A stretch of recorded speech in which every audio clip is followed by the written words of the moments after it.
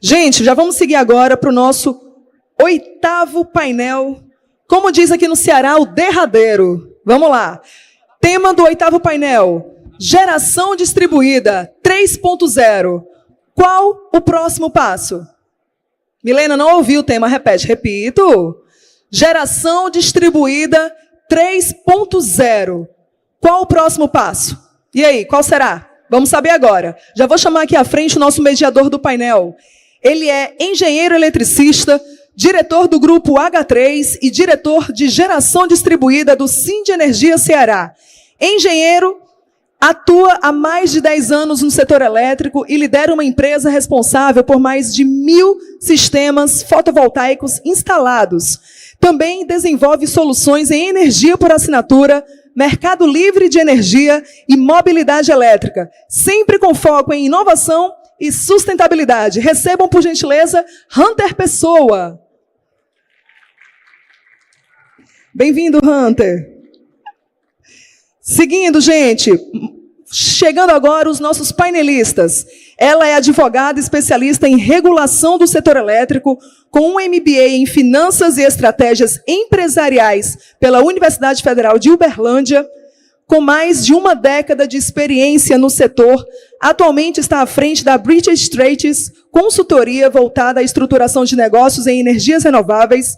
Participou do desenvolvimento de mais 560 megawatts de projetos somente nos últimos 5 anos e capacitou mais de 7.600 pessoas por meio de treinamentos em company e de seu masterclass de regulação e modelos de negócios em geração distribuída e mercado livre.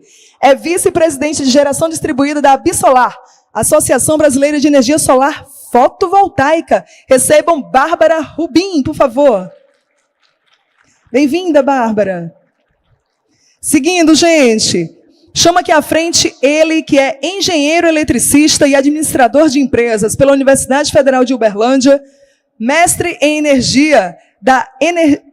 engenharia da energia pela Universidade Federal de Itajubá, trabalha na ANEEL desde 1998, tendo atuado na regulação da comercialização e da distribuição de energia elétrica. Atualmente é superintendente STD ANEEL. Carlos Matar, por favor. Bem-vindo. Vem para cá, ele que é graduado em mecatrônica pelo Instituto Federal de Educação, Ciência e Tecnologia do Ceará, mestre em engenharia de teleinformática pela Universidade Federal do Ceará e doutorando em engenharia elétrica, com ênfase em automação e controle pela Universidade Federal do Ceará.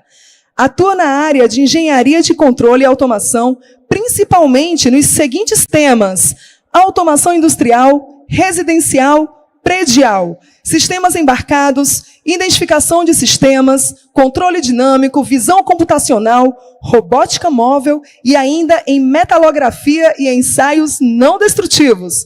Atualmente é professor da Universidade de Fortaleza, pesquisador, investigador do Grupo de Pesquisa em Automação e Robótica da UFC e diretor de projetos na empresa Owen Engenharia de Automação. Ítalo Loyola Batista. Eita! Bem-vindo. Para somar ainda mais a esse painel, chamo ele que é engenheiro de produção formado pela Universidade de Fortaleza, com 15 anos de experiência no setor de energia. Atualmente é presidente da Câmara Setorial de Energia do Ceará, coordenador estadual e membro do Conselho Fiscal da Absolar e diretor financeiro do Sindenergia Ceará. Integra a diretoria do Grupo Colibri Capital e é fundador da Ecosoluções em Energia, consolidando sua atuação em inovação, sustentabilidade e desenvolvimento do mercado de energias renováveis no país. Jonas Becker. Eu ouvi um gritinho. Você trouxe sua caravana, Jonas? É sua mãe? Ok. Não vale, hein? Não vale. O pessoal está vindo com caravana. Pessoal, ótimo painel. Já estou passando aqui a palavra ao nosso moderador. A palavra é sua, Hunter. Muitíssimo... Liga. Liga, tá vai, liga. Ligou? Oi, pronto. Primeiro, obrigado a todos que estão aqui até esse horário, né? A gente sabe que é o último painel, um painel um pouco desafiador aí pelo tempo, mas a gente vai conseguir cumprir e eu tenho certeza que vocês vão gostar. Queria só rapidamente aqui registrar a presença aqui do nosso vice-presidente, que deu um gritinho aí pro Jonas, foi o nosso vice-presidente Renato. Estou vendo aqui também o Paulo. Obrigado, Paulo, por ter passado esse painel. Estava aqui, sumiu rápido, mas o Paulo, nosso diretor de Mercado Livre, e todos os demais que estão aqui prestigiando, nosso vice-presidente Benildo, doutor Jurandir, que tem um troféu no seu nome, que estão prestigiando esse momento fantástico aqui para o Ceará do Proenergia, e eu convido a todos a estar aqui, porque é um evento nosso, a gente tem que prestigiar. Sem mais delongas, a gente tem esse desafio do tempo, eu queria ouvir um pouco dos nossos colegas que estão aqui para contribuir, né, do nosso grande superintendente da ANEEL, Matar, nós temos ali, como já foi dito, Jonas, Bárbara e Ítalo, sobre esse tema tão importante que é a geração distribuída, que tem um papel fundamental na composição do nosso sistema elétrico nacional. Matar, se você puder fazer as honras de começar essa apresentação, ficarei muito satisfeito. A palavra está facultada. Obrigado. Vocês estão me ouvindo? Tá? Sim. Obrigado. Eu tenho uma pequena apresentação para fazer. Eu vou ficar de pé para eu poder ver. Fica à vontade. Tá.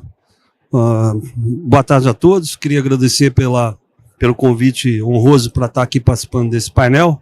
É uma honra para a ANEEL poder estar aqui e representando a ANEEL, falar um pouco sobre geração distribuída, um tema que é da maior importância para o Brasil. Eu vou tentar ser bem rápido, porque o meu tempo é bastante curto.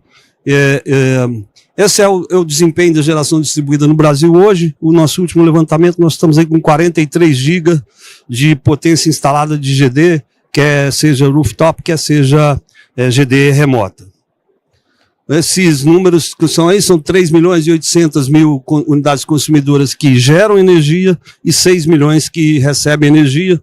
Esse total de sistemas aí, e o número cresceu 56% desde o advento da lei 14.300 no número de unidades consumidoras, 56% no número de sistemas instalados, 60% no número de consumidores, e os quilowatt-horas cresceram aí da ordem de 57% nesse período. Bom, essa aqui é a previsão do ONS no documento chamado PARPEL, que é o Plano de Ampliação e Reforços da Rede e o Plano de Operação Elétrica, que ele previa a expansão do sistema para 2030 na ordem de 2025 na ordem de 38 gigawatts e já foi superado, chegando aí nos 43 que eu citei anteriormente. Então, qualquer previsão que a gente faça de GD, ela não tem se concretizado, tem evoluído de uma forma muito mais rápida do que nossas previsões. Essa aqui é como está distribuída a matriz energética no Brasil, como era lá em dezembro de 2024, como que está hoje essa distribuição. E a micro e mini GD tem uma participação cada vez mais significativa nesse quadro de participação.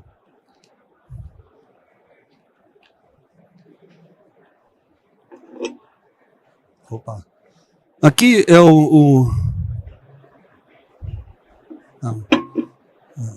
perdi aqui.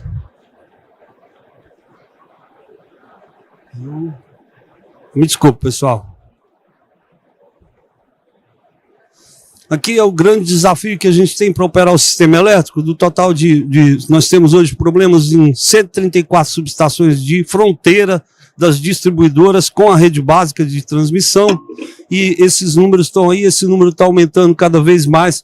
A gente já tem aí fluxo reverso atualmente em 120 subestações, vamos chegar a 120 subestações em 2029 com fluxo reverso. Hoje esse número está em 111 subestações com fluxo reverso. Isso é uma situação relativamente crítica, sendo que o número de subestações com sobrecarga e também com fluxo reverso inadmissível são esses números que estão aí e estão crescendo cada vez mais. Aí o relatório do ONS conclui aí diversas questões, principalmente que é um trecho do relatório que ele fala sobre as condições do Triângulo Mineiro e Minas Gerais, na área da CEMIG, onde que tem um maior número de subestações de fronteira com a rede básica com fluxo reverso. Aqui é um evento que aconteceu no último dia 10 de agosto, Dia dos Pais, onde mais de 50% da carga foi atendida pela geração distribuída, o que causa uma enorme dificuldade de operação. Não vou entrar em detalhes, porque são detalhes bastante técnicos, mas a maioria das pessoas aqui tem conhecimento do evento que ocorreu nesse dia.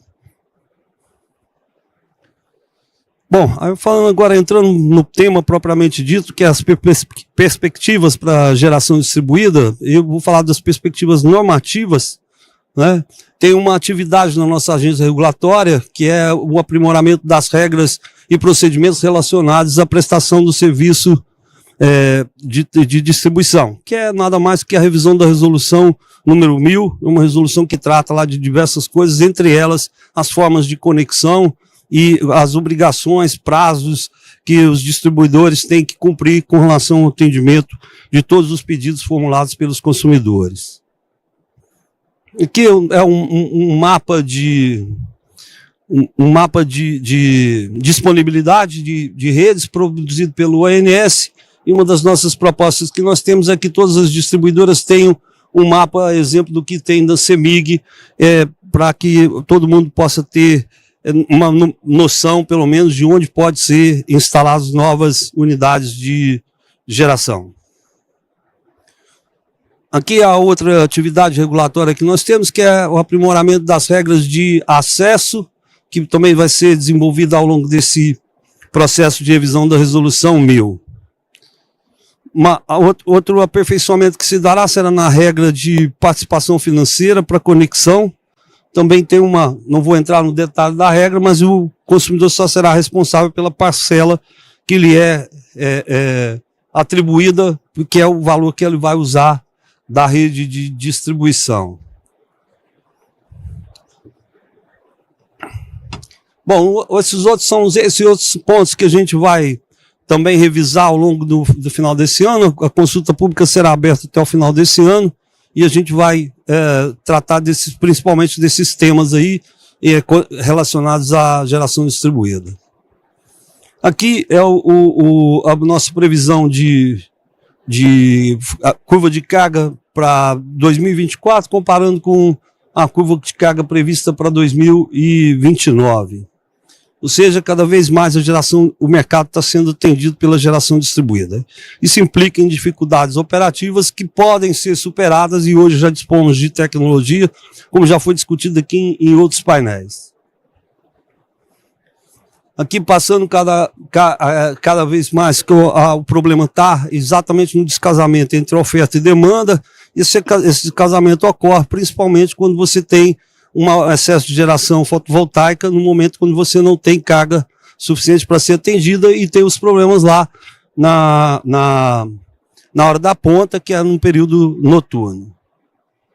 Aqui é um gráfico com relação ao preço das baterias. Bateria não é a solução de todos os problemas, mas é uma solução que inevitavelmente será incorporada aos projetos e às instalações existentes de geração, quer seja distribuída, quer sejam centralizadas, tanto eólicas quanto fotovoltaicas.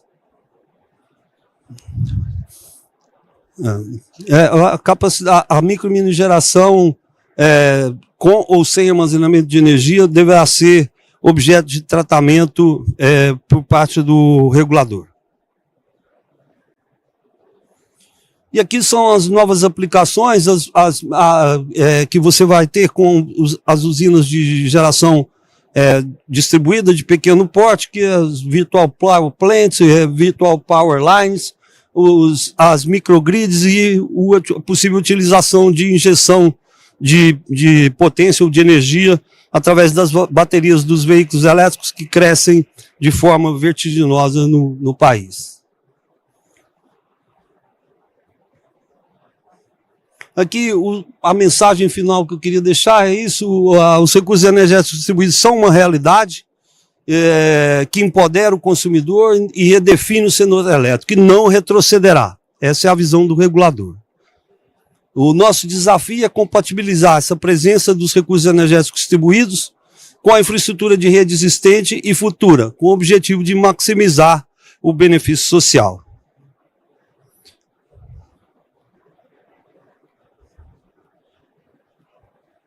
Ah, tem hora que não passa. Aí. Aqui, pessoal, essa é a minha mensagem final.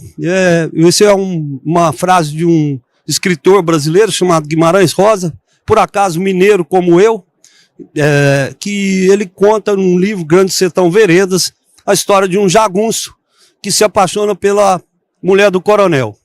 E esse jagunço é filósofo também, e ele diz que a vida é assim, esquenta, esfria, aperta e daí afrouxa, sossega e depois desinquieta. O que ela quer da gente é coragem. E eu acho que é coragem que a gente precisa ter, e essa é a grande mensagem que eu queria passar. A gente tem que ter coragem para enfrentar os desafios. Solução? Tem.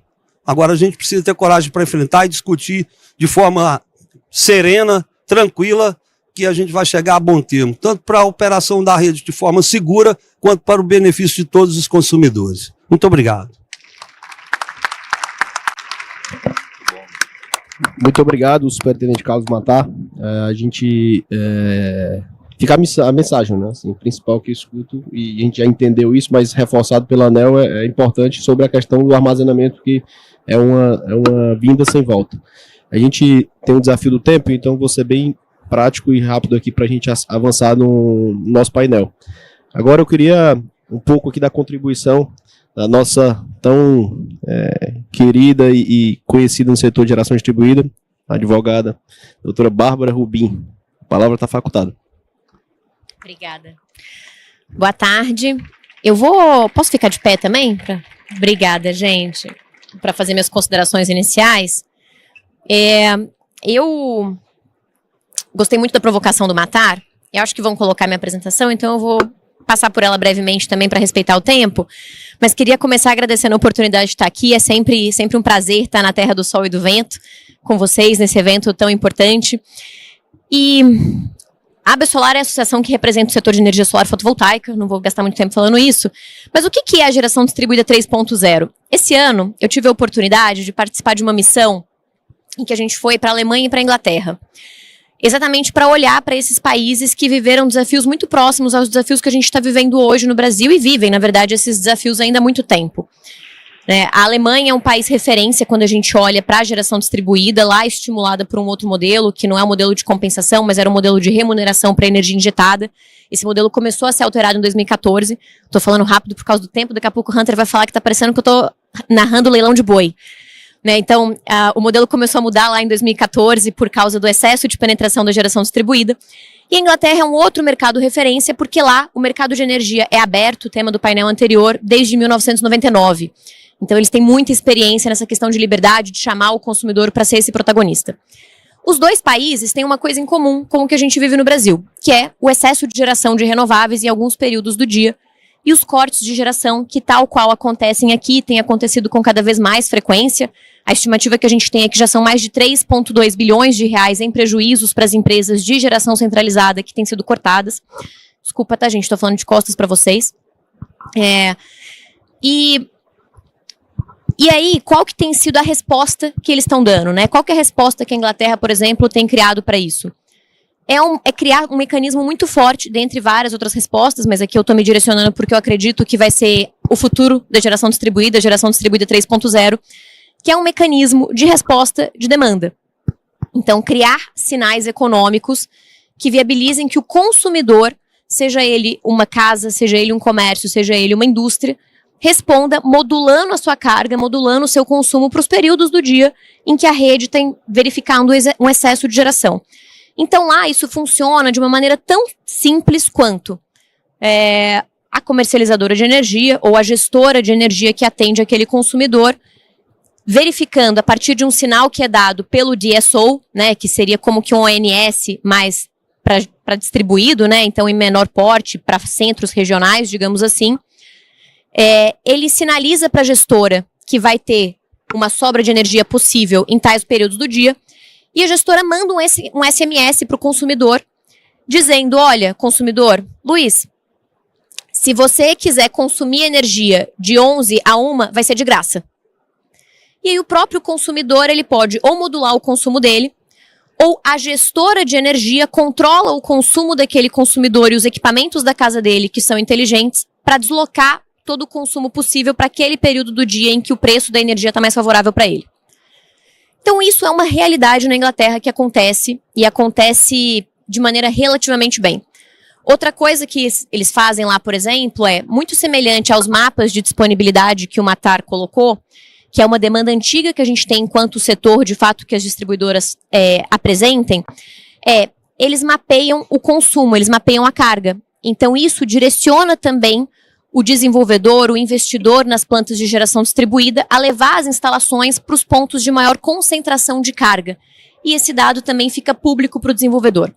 Então são mecanismos, obviamente, eu não vou dizer que eles são simples, mas eles são completamente possíveis de serem aplicados e traduzidos para uma realidade brasileira, que compõem um conjunto de soluções que têm sido buscadas pelos países, né, pela União Europeia de maneira geral, para lidar com o problema. E eu acho que muito da geração distribuída 3.0 vai passar por aí. Né, por a gente, de fato, se perceber não como um módulo fotovoltaico, uma placa solar no telhado de um consumidor, mas se perceber, de fato, como um recurso energético distribuído, como bem colocado pelo Matar, que se conecta a outros recursos energéticos distribuídos, que podem ser um veículo elétrico, pode ser uma bateria, pode ser medidores inteligentes, facilitando e costurando essa teia, e são colocados à disposição também para serem operados na medida em que a rede precisa dessa operação, mas também na medida em que faça sentido econômico para o cliente final. E eu acho que quanto mais a gente que trabalha no segmento de MMGD começar a se entender, não como alguém que está vendendo um equipamento, mas como alguém que está vendendo uma solução integrada, e cada vez mais também vendendo um modelo de gestão para esses consumidores, mais fácil vai ser a gente criar a coragem necessária para ter o debate importante que a gente precisa ter, que foi colocado pelo Matar. E esse debate tem se imposto para a gente. A gente teve esse debate começando a acontecer com a medida provisória 1.300, que trouxe uma questão de uma possível alteração tarifária, que poderia ser feito de maneira compulsória pela ANEEL. E aí até saiu uma declaração hoje do Sandoval falando a ANEEL já pode mudar a tarifa compulsoriamente, independente de medida provisória ou não. Ao que a gente diz, pode, mas não para quem está abarcado pela 14.300, então tem uma vírgula aí nessa afirmação que precisa ser colocada por uma questão de segurança jurídica e previsibilidade dos investimentos que foram feitos e que a gente quer preservar, por isso que a gente lutou tanto aqui para conseguir que o texto dessa medida protegesse o setor e protegesse os investimentos feitos. Eu nunca me vi tão pequena, né, gente, quanto do lado aqui do XAI, que é enorme. Estou me sentindo um pigmeu nessa foto e recebi, inclusive, vários comentários dizendo isso, falando, meu Deus, você é pequena mesmo. Mas foi uma briga importante e a gente tem outra discussão vindo aí, que é a medida provisória 1304. E aí eu quero colocar talvez a reflexão maior, que é nós não vamos construir a geração distribuída 3.0 em uma medida provisória. E eu acho absurdo e quase vergonhoso que a gente discuta a reforma do setor elétrico numa medida provisória, que é uma medida de urgência, que é uma medida que é colocada em situações extremas, que tem uma validade de 120 dias, e a gente queira acreditar que com menos de um mês de discussão possível para esse projeto, a gente vai discutir abertura de mercado, autoprodução, fim de desconto para consumidor incentivado e mudança tarifária para todos os consumidores. Pode até ser que isso aconteça, mas se essa discussão acontecer, ela vai ser feita da forma errada, porque certamente ela vai excluir os principais impactados dessa mudança. E os impactados dessa mudança são os consumidores, e eles certamente não são representados hoje por grande parte dos movimentos que estão em Brasília. Até porque mesmo o movimento que se denomina movimento de defesa do consumidor, quando a gente puxa a lista não tem consumidor no movimento, né? Então é difícil dizer que existe alguma representatividade aí. Mas a gente precisa ter esse tipo de conversa, né? Existe um outro projeto de lei que foi aprovado na semana passada também na Comissão de Minas e Energia, na Câmara dos Deputados, ele já passou pelo Senado, o PL 2987, ele fala de abertura de mercado. Ele basicamente traz todas as grandes medidas também de modernização do setor elétrico e ele foi colocado dentro do relatório aprovado. Esse PL já tramitou na Câmara, então eu posso dizer para vocês que na Câmara esse barco já zarpou e depois de passar pela CCJ, lá só pode ser apreciado constitucionalidade, a gente não vai ter apreciação de mérito, ele vai voltar para o Senado. Mas essas discussões, elas estão se impondo. E eu acho que o convite, talvez a provocação que eu queria deixar aqui para vocês, é que a gente, enquanto segmento de geração distribuída, o Matar estava certo, tem vezes que o slide simplesmente não passa. Enquanto segmento de geração distribuída, a gente precisa se unir para conseguir fazer essa conversa de maneira estruturada, mas também conseguir organizar os pleitos que a gente tem na mesa. E um dos pleitos mais importantes, possivelmente, que a gente precisa organizar hoje é o pleito envolvendo armazenamento. O armazenamento, ele é uma tecnologia que ele já é viável para o consumidor que quer instalar. Óbvio, a gente tem um payback de 5, 6 anos, mas isso é o payback que esse mesmo consumidor tinha se ele fosse colocar só um sistema de energia solar em 2022. E ele é uma tecnologia que pode ajudar muito, tanto em escala distribuída, quanto em escala de maior porte, né? Quanto os BES, que a gente costuma dizer, seja acoplados nas redes de distribuição, seja acoplados nas redes de transmissão. Mas para isso a gente precisa concluir o marco regulatório do armazenamento de energia, que é a CP39, que está em discussão na ANEEL já há muitos anos, e a gente precisa ajustar também a questão da tributação incidente sobre essa tecnologia. E aqui a gente não está falando de dar benefícios adicionais para o armazenamento. A gente sabe que hoje também existe uma aversão a qualquer coisa que reduza a arrecadação, mas não tem como a gente reduzir uma arrecadação que hoje é zero, né?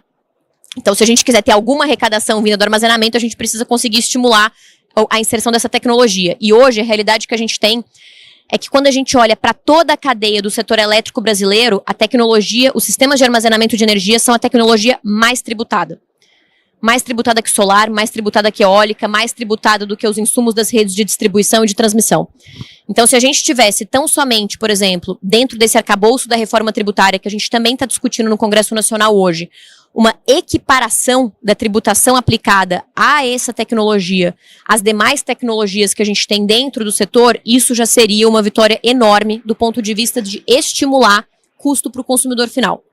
Idem, por exemplo, a questão de carro elétrico, que pode ser uma forma da gente levar o armazenamento de energia para o consumidor, que gera a própria energia, e para ele conseguir fazer essa modulação aí, né, do vehicle to grid, veículo para rede, por exemplo, carregando e descarregando, obviamente, tudo isso a partir de uma regulação que vai ser dada pela ANEEL. Mas a triste realidade que a gente tem é que a partir do ano que vem, a tributação do carro elétrico vai ser superior à do carro a combustão. Então, isso é um desserviço que a gente faz para a transição energética e para a consolidação do país enquanto um pioneiro da transição energética. Então, acho que se a gente for falar de geração distribuída 3.0, o mínimo que a gente precisa fazer é conseguir endereçar esses problemas. E aí eu vou citar, o Matar citou Guimarães Rosa, né, gente? É até difícil competir. Eu vou ser um pouco menos culta, mas eu vou usar essa licença, essa liberdade poética, porque a minha tia, eu também sou mineira, a minha tia foi uma grande estudiosa de Guimarães, ela tem vários livros publicados também analisados as obras dele, mas eu não vou citar Guimarães. Eu vou citar um outro grande filósofo, talvez dos millennials. O Dumbledore, do Harry Potter, disse no Cálice de Fogo para o Harry que a gente precisa escolher entre fazer o que é certo e fazer o que é fácil. E acho que a gente está cansado de ter um setor elétrico em que a gente escolhe fazer o que é fácil. Talvez seja a hora da gente fazer o que é certo, com a coragem que Guimarães quis nos inspirar. Obrigada.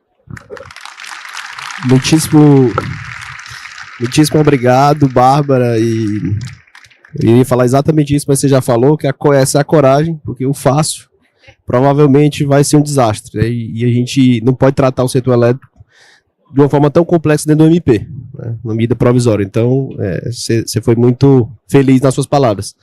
Queria só registrar aqui a presença do nosso diretor de regulação, Bernardo Santana, que estou vendo ali, e do nosso presidente, Luiz Carlos, que está aqui bem aqui na frente, prestigiando o nosso painel. Concedo a palavra para o nosso diretor financeiro do sindicato e presidente da Câmara Setorial, Jonas Becker. A palavra está facultada. Obrigado, Hunter, os colegas de painel. Primeiro gostaria de agradecer mais uma vez estar aqui presente, esse evento tão necessário aqui para a nossa região, para o nosso estado. Agradecer ao presidente do sindicato, Luiz Carlos. Obrigado, Luiz Carlos, por se dedicar. Isso é uma força tão relevante no setor e que apoia e engrandece o nosso estado. Eu vou trazer um olhar aqui, pessoal, mais objetivo e numa visão mais realista do que eu acredito no setor, como diretor setorial e como empresário e executivo, né? Que estou nesse setor há 15 anos, acompanho a Matar na 482, a Bárbara, estamos nessa luta há tanto tempo. E eu vou trazer algumas constatações que eu espero que agreguem no dia a dia de vocês, onde quer que vocês trabalhem no setor de energia renovável. Geração distribuída, ela é uma realidade no rooftop, não vejo isso mudando. O Ceará faz 2.300 projetos residenciais por mês, isso dá 30 megas em média por mês, dá 120 milhões de de movimentação de recursos por mês, isso já é um grande volume de negócio e vai criando cada vez mais as suas receitas recorrentes, como a bateria, o carro elétrico. E eu não vejo no curto prazo, como assim não foi em muitos lugares do mundo, a redução da geração distribuída do rooftop. Isso é uma necessidade já quando as pessoas se entendem como consumidor. As pessoas têm um desejo real de terem uma usina de energia solar na sua casa e não vejo isso mudando na geração distribuída 3.0. Então, quem empreende nessa área das mini-usinas, das micro-usinas de energia solar, continue, que é um mercado que vai continuar pujante pelos próximos anos, sem sombra de dúvidas, em países como a Austrália e outras regiões, continua se crescendo nessas taxas como se foi no passado, né? Quando a gente fala das usinas de investimento, pessoal, a porta batendo aí, né, as pessoas já batendo na porta da abertura do Mercado Livre, as usinas remotas, elas vão se juntar à abertura do Mercado Livre. Essas usinas de investimento de 1 a 5 megas, elas vão virar usinas de 50 megas, de 100 megas, cada vez mais complexas as conexões, né? O operador nacional participou aqui, o André Rosa, disse da complexidade de disponibilidade de conexão. Então as usinas tendem a ficar menores, para conseguir essas grandes usinas de gigas, né, tendem a ficar menores, e esse mercado de geração remota que foi construído, que hoje tem grandes empresas, eles se juntam e viram essas geradoras aí de 50, usinas de 50 megas, 100 megas, porém, existe um parque gigantesco de geração de usina remota que vai precisar muito, pela ótica comercial, desses marketplaces, para conectar essa base. Quem não, o setor elétrico ele é muito, como é que dizer, caretão. Ele não é um setor comercial. As pessoas do setor elétrico são muito mal acostumadas com as relações com o cliente. Então você vê grande complexidade das geradoras de GD capturando esse cliente. Então existe uma oportunidade muito grande de você pensar diferente para colocar, porque todo mundo quer uma energia mais barata. Você quer ter essa possibilidade de ter esse controle, de sair da área regulatória, que a previsibilidade é muito pouco, né, do mercado de geração regulada, e ir para o mercado livre para que você tenha uma energia mais barata. Então, absorver esse cliente através desse marketplace é uma baita de uma oportunidade nessa GD 3.0 e também a operação e manutenção dessas usinas. Esses gigas que tem instalado em geração remota vai necessitar de um OEM violento. Porque por mais que a usina de energia solar são equipamentos estáticos, mas o entorno dele, parte civil, a parte de manutenção mesmo ali, de limpeza de módulo, de limpeza de mato, demanda uma necessidade muito grande de mão de obra para esse tipo de... que hoje é um parque de 40 gigas de geração, como o Marta colocou, são 40 gigas de geração distribuída, dividido aqui no Ceará são 122 mil usinas de energia solar. É pouco ainda comparado aos 4,4 milhões de consumidores da Enel, mas ainda existe uma oportunidade gigante nessa GD 3.0, que ao meu ver, no Brasil tem uma penetração aí de menos de 10%, é mais uma vez um desafio do regulador de conseguir colocar todo mundo dentro dessa necessidade do cliente. Que, lógico, uma visão mundial que foi colocada, uma oportunidade tecnológica que chega para ser implementada nas suas casas, como é o carro elétrico, como é o armazenamento de energia. Então, para finalizar minha fala, eu falo que a GD 3.0 ela vai ter que ter um olhar comercial muito agressivo para fazer esses marketplaces, essa quantidade de usinas remotas tornarem um investimento real, que foi feito, os CAPEX foi feito, se tornarem investimento real. O OPEX dessas usinas, o OIM dessas usinas, eu falo por conhecimento profundo, eles foram muito subestimados. Então, a quantidade de recursos que vai ser colocado para retrofitar a usina, para fazer M&A de usina e para manter essas usinas é gigantesca. E os residenciais vai continuar voando. É um mercado muito competitivo? É muito desafiador? Mas é um mercado. Como acho que a maioria das atividades econômicas, os mercados são extremamente competitivos e precisa sim gerar diferenciais para ganhar os projetos. Então, respeitando aqui o tempo, Hunter, o recado que eu deixo é que eu vejo o mercado de geração distribuída nessa ótica e tenho certeza que ele vai continuar crescendo, principalmente aqui no Ceará, que é uma vocação nossa, é um desejo do consumidor gerar sua própria energia e ter uma redução do custo de energia. Então, não vejo nos próximos anos nenhum tipo de mudança drástica na questão, mais uma vez, do negócio que você trabalha. Agora, lógico, você tem que se adaptar diante da visão do regulador, das associações e de você como executivo, empresário e fazedor desse setor. Tá bom? Obrigado. Perfeito. Muito obrigado, Jonas. Eu queria só aproveitar o gancho da fala do Jonas, que eu acho pertinente, né, que dentro desse modelo e desse investimento tem muita estudo financeiro, né, como ele falou, por trás, e tem o custo do IOM, tem vários custos que precisam, no final das contas, eles acontecerem.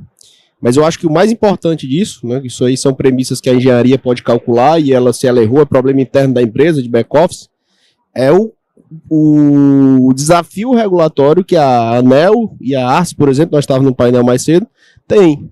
Porque é por trás dessa planilha se considerou que a 14.300 vai ser cumprida e não se considerou nenhuma possibilidade de artifício para tentar, vamos falar uma palavra aqui, mas burlar o que está escrito na 14.300. Ninguém contou com isso. Então o que me preocupa um pouco quando vem uma 1.304 dessa é que se achem artifícios para que a 14.300 não seja alterada diretamente, mas indiretamente seja o fim. E aí essa planilha, esse planejamento de quem fez esses estudos e fez todo esse desafio de investir no Brasil, ele vai para o espaço. E aí a gente realmente perde a credibilidade de um país que precisa ser sério, precisa ter uma regulação firme e é um desafio gigante para a ANEEL, para a ARCE e para quem está na frente da regulação do país. Então, eu entendo o desafio de curtailment regulatório de todos que tem, mas a gente precisa cumprir com a 14.300, ela tem todo um rito de GD1, GD2, GD3, que ele vai ser cumprido, mas que não se altere o que foi acordado naquele momento. Tá? Então, é o complemento da minha fala. Obrigado, Jonas. Agora, para finalizar o nosso painel, o último, e aí a gente está com um tempo bem limitado, eu vou pedir a tua contribuição, porque esses 12 minutos eles estão um pouco ilusórios aí, porque a gente entrou já um pouco mais tarde no painel, então se você puder ser um pouquinho mais breve do que o curtailment no painel, a gente agradece bastante, Ítalo, que a Bárbara, senão ela perde o voo dela também. Boa tarde, pessoal. Eu estava muito feliz que eu vi 12 minutos, o último ter 12 minutos, mas meu nome é Ítalo, boa tarde. Dá para colocar a apresentação bem rápido? Eu sou CEO da Oi Cloud, eu vou tentar ser bem breve aí, a pedido do Hunter, e também para obedecer aqui o passo a passo. Então, falando um pouco sobre geração distribuída 3.0, eu vou dar um foco aqui em tecnologia, certo? Porque hoje nós somos uma empresa de tecnologia, desenvolvimento de software, né? E falar de 3.0 tem tudo a ver com tecnologia, certo? Eu vou até pular algumas mais que são tão interessantes. Só falando rapidamente o que é a Oi Cloud, né? Que é esse negócio. Nós atuamos no Brasil inteiro inicialmente com desenvolvimento de software SCADA, que é software para monitoramento de usina solar, monitoramento, controle, setpoint, rearme automático, e hoje esse negócio virou uma plataforma em nuvem para centralização de usinas, para controle inteligente, análise de performance, diagnóstico avançado de falhas, monitoramento remoto de ativos e análise preditiva com IA, que esse é o assunto realmente que engloba a 3.0, certo? Mas antes de falar 3.0, é importante que algumas usinas ainda estão na 1.0, e aí a gente quer ser um provedor, né, onde a gente quer democratizar a tecnologia. E aí falando, por que eu quero democratizar a tecnologia? Porque a minha história fala um pouco sobre isso. Essa empresa existe há 13 anos, certo? Em 2020, a gente fez um projeto muito grande, que foi nosso primeiro projeto grande, na verdade, foi uma GC, de 130 mega, e depois disso a gente trabalhou em várias GCs, e uma dessas GCs, para quem não conhece a geração centralizada, né, são as usinas de maior porte, e uma dessas usinas com 1.032 inversores e 3.000 trackers, né, 3.000 motores, e aí onde eu vi que isso foi uma virada de chave, porque eu vi, cara, isso a gente pode fazer essa mesma coisa para a GD. Eu quero democratizar a tecnologia na GD. Porque trabalhar com 1.032 inversores é eu juntar várias GDs em uma plataforma só em nuvem e compartilhar toda essa tecnologia para o pessoal da GD. E como é que eu vou fazer isso, né? Como eu estou fazendo isso?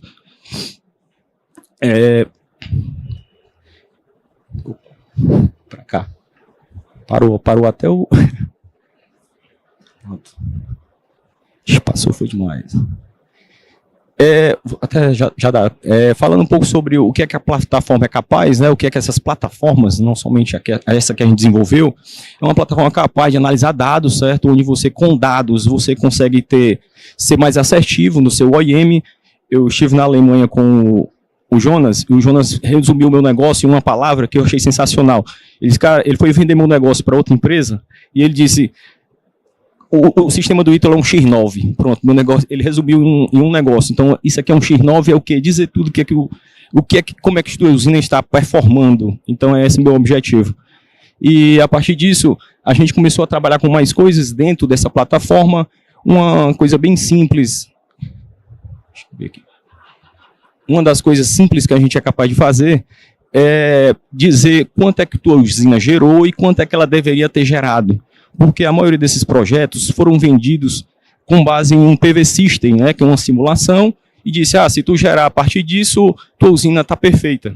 E aí, quando a gente pega o dado lá da irradiação, a gente mede o tanto do sol, né, que teve, e a gente consegue estimar essa energia. Aí eu digo, não, cara, tu não está gerando, não foi melhor do que o tracejado, foi melhor do que o tracejado, não era para ter alcançado lá naquela ponta amarela.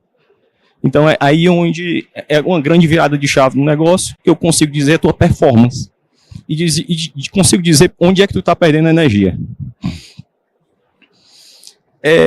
Não vai ter tempo de explicar sobre isso. Vou tentar pular aqui alguns pontos. Algumas análises bem simples, onde eu olho o inversor ali, por que não está gerando mais, menos, eu olho isso na semana, no mês, no ano, comparo com o mesmo período do ano passado. Então, todo esse tipo de análise. Consigo ver o comportamento dessa energia durante qualquer período, a evolução dessa energia, não só o final dela no dia, no mês, no ano. Consigo ver desvio, e aí onde eu tive a sacada de fazer os robôs. Então a gente implementou robôs que pega desvio padrão. Para fazer isso não precisa de IA por enquanto. E isso eu fiz em 2020, nas usinas de GC, e eu disse, cara, eu vou levar isso para GD. E o que é pegar um desvio padrão? Vocês estão vendo que tem uma corrente aqui de um inversor que está um pouco mais baixo por um certo período, tantos por cento a mais ou a menos, meu robô vai lá e diz. Por que tem que ter um robô? Porque você, com 100 usinas, é impossível você olhar essa massa de dados em tempo real e ficar vendo desvio padrão. E se você não olha esse desvio padrão, você perde energia. A mesma coisa quando a gente fala em tracker, porque uma usina de 1 mega, normalmente você tem 40 motores. Se você tem 100 usinas, você tem 400 motores, então é impossível para um ser humano ficar atrás de desvio padrão. E o que é que a IA é capaz de fazer? Eu consigo analisar o comportamento desses dados e avisar com antecedência. Cara, vai dar um problema daqui a um mês se tu não fizer uma manutenção preditiva lá. Então esse é o nosso primeiro ponto, é prever falhas. Estou acelerando, viu? Monitoramento em tempo real. O primeiro ponto que eu trouxe na minha plataforma em nuvem é monitoramento em segundos de dados, certo? De todos os equipamentos da usina. Eu não vou olhar só o inversor. Por que é que eu digo que tem muita gente que ainda está na geração 1.0? Porque muitas usinas o cara está olhando só a nuvem do inversor. Cara, se você está olhando só a nuvem do inversor, você está perdido. Porque se ficar sem comunicação lá na nuvem, você não sabe se teve uma queda, se teve um trip, se um skid, aconteceu alguma coisa, tem uma cobra no barramento. Então você tem que olhar o relé de proteção, tem que olhar multimedidor, o medidor da concessionária, no break. Todos os equipamentos têm comunicação, você tem que puxar dados em tempo real. E deixar os robôs trabalhando, analisando, buscando dados. Analisando esses dados, desculpa. A imagem está muito boa. Então, a gente ampliou isso para video wall, né, para você fazer isso, análise em tempo real, em grupos, para quem tem muitas usinas. Mas também funciona para quem tem uma usina. Isso aqui ainda é da digamos, a geração distribuída 2.0. E tem o 3.0 aqui também. Esse cara aqui ainda é da 0.0, certo? Tem muita usina por aqui que o rearme é feito com caseiro. A usina caiu, manda o caseiro. O cara vai descalço, com cabo de vassoura. Ele está lá tomando o café dele, aí demora 1 hora para ir. Às vezes foi sexta-feira à noite, você fica sem gerar energia. sexta, sábado, domingo. E a gente quer acabar com isso. Aí o pessoal diz, cara, então como é que tu vai fazer? Eu vou dar comando remoto. Aí não, comando remoto é perigoso. Cara, perigoso é isso aqui. Isso aqui é muito mais perigoso do que eu estar remotamente e dar um comando. Porque quando eu vou dar um comando, eu entrei no relé de proteção, eu vi qual é o trip que está lá. Eu vou limpar esse trip, eu vou fazer uma série de procedimentos antes de dar o comando remoto. Então a plataforma é capaz de fazer isso. Isso eu consigo reduzir até 15% do tempo de resposta. Você vai reduzir, vai ganhar você vai ter uma perda, você vai ter uma performance muito alta só em fazer isso. Não vai dar tempo de falar sobre esse caso, um caso de monitoramento. Esse caso eu tinha monitoramento, eu estava vendo o desvio padrão aumentando aqui durante 3 dias, mas ele não tinha uma atuação por trás para tentar proteger esse transformador. Nosso sistema é capaz de proteger isso. Nesse caso ele não tinha. Quando foi na semana depois, ele disse, eu quero proteção nas minhas 50 usinas. A gente consegue gerar relatórios, vários tipos de relatórios periódicos, exportação de dados. Vou pular essa parte aqui. Ítalo. Pronto. Vamos para a conclusão, tá? Pronto, vamos para a conclusão. Vou para o último slide, que é o principal aqui da apresentação, que é o nosso foco. Que é falar sobre manutenção preditiva. Então, o que é que a plataforma se propõe, certo? Eu quero juntar dados, ter IoT, equipamentos lá na ponta, a gente já faz isso, Big Data e algoritmos de IA. Para quê? Não só para prever falhas. Os meus sócios dizem assim, cara, a IA ainda é muito burra. É isso ainda bem, porque a partir do momento que ela for muito inteligente, acabou o negócio para todo mundo, acabou o jogo. Mas a IA não vai ficar só no que vocês estão vendo no chat GPT, vocês já estão vendo aí os operadores de IA, e os operadores de IA também vão entrar aqui. Vai acontecer a falha, o operador vai fazer quase tudo, só não vai lá na usina. Mas ele vai acionar o fornecedor, vai acionar o fabricante, o investidor, vai alugar o carro do técnico que vai lá na usina, vai comprar passagem aérea, vai fazer tudo. Pessoal, obrigado, desculpa aí, estou sendo chamado a atenção aqui. Ítalo, tá saindo meu áudio? Vocês estão me ouvindo? Não? Tem certeza? Tá saindo. Primeiro, desculpa pela essa correria, mas a correria do último painel e a gente precisa cumprir uma agenda, mas acho que a informação, o objetivo foi cumprido, Ítalo, de passar, e quem tem interesse, eu tenho certeza que é uma solução muito pertinente para o mercado. Pessoal, dito isso, a gente não vai conseguir abrir para perguntas, infelizmente, nosso tempo está limitadíssimo, e a gente precisa realmente cumprir e concluir o painel. Então, fica aqui meu agradecimento. Eu vou deixar a Bárbara, se quiser, um segundo falar, só dar um boa tarde e agradecer, e eu passo aqui e a gente finaliza. Pode ser? Para todos, bem rapidinho. Bem, gente, só queria agradecer, e eu queria lembrar vocês que semana que vem a gente volta para o Congresso para discutir MP 1304, e eu conto com a mobilização e com o apoio de vocês nessa discussão tão importante. Obrigada. Obrigado, Ítalo. Jonas? Palavra para finalizar? Subiu? É isso. Eu vou fazer as minhas palavras já da Bárbara. Um desafio gigante é a 1304. É importante que todos apoiem, seja na rede social, seja falando com o seu vereador, com o deputado, com pessoas que vocês acreditam que são formadoras de opinião, porque realmente é um negócio desgastante, mas é a realidade, né? Eu digo que notícia boa é notícia ruim, é notícia boa quando a gente sabe o que pode fazer, e a AB Solar sabe o que tem que fazer, mas precisa que as pessoas se juntem para fazer pressão, para defender o que é correto, e é isso que a gente precisa. Obrigado a todos, obrigado Hunter, obrigado Luiz Carlos, obrigado para a Energia, por mais um ano aí. Obrigado. Bom, pessoal, mais uma vez, muito obrigado. Um prazer estar aqui com vocês. Estou sempre disponível para isso. E eu volto a bater na tecla é o que eu realmente acredito. É que juntos, o regulador, o setor elétrico, os empreendedores de geração distribuída, vamos conseguir construir uma solução justa, equilibrada e harmônica para que possa termos a convivência de todos os players nesse sistema elétrico nosso tão complexo. Muito obrigado. Fica aqui meu agradecimento a todos que ficaram aqui até agora, o último painel, mas nós vamos ter uma palestra agora magnífica, então não vão embora, fiquem. E a gente espera vocês, depois dessa palestra, no ProEnergia 2026. Muitíssimo obrigado a todos que estão aqui até agora.